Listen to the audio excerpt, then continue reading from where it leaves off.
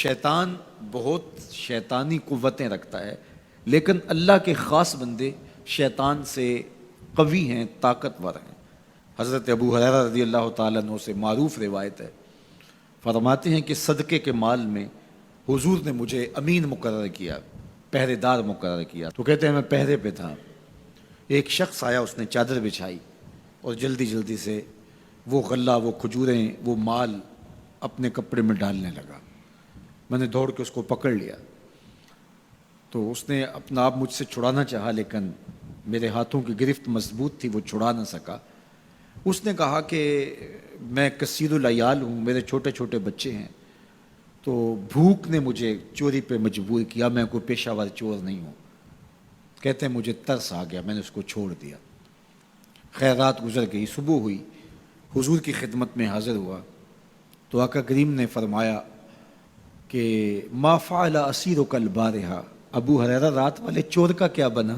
عرض کی حضور وہ بڑا مجبور شخص تھا کوئی، اور اس نے کہا کہ میں پیشہ ور چور تھوڑا ہوں، بچوں کی بھوک نے مجھے یہاں تک پہنچا دیا۔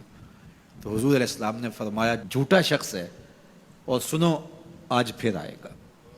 کہتے اگلے دن تو میں طاق میں رہا، تو خیر وہ آیا اور اس نے چادر بچھائی اور غلہ اس چادر میں ڈالنے لگا۔ میں نے جا کے پکڑ لیا، تو اس نے کہا مجھے چھوڑ دے۔ میں نے کہا میں تو نہیں چھوڑوں گا۔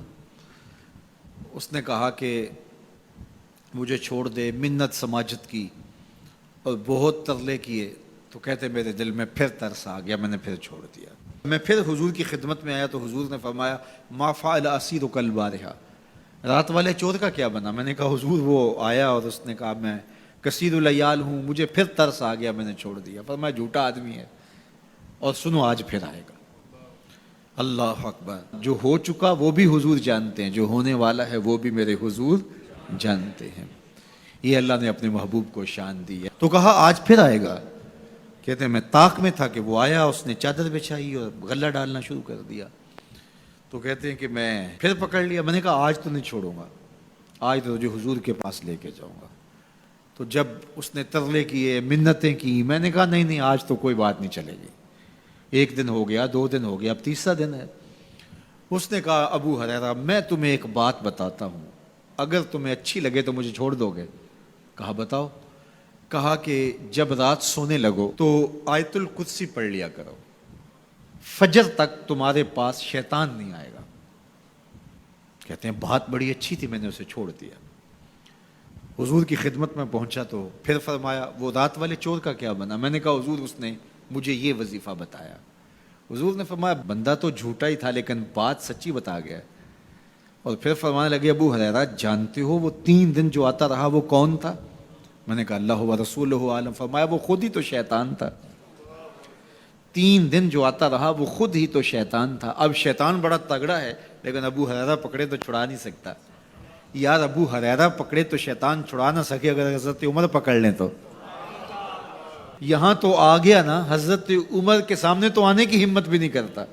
ان الشیطان یفر من ظل عمر، شیطان میرے عمر کے سائے کو دیکھ کے بھی بھاگ جاتا ہے۔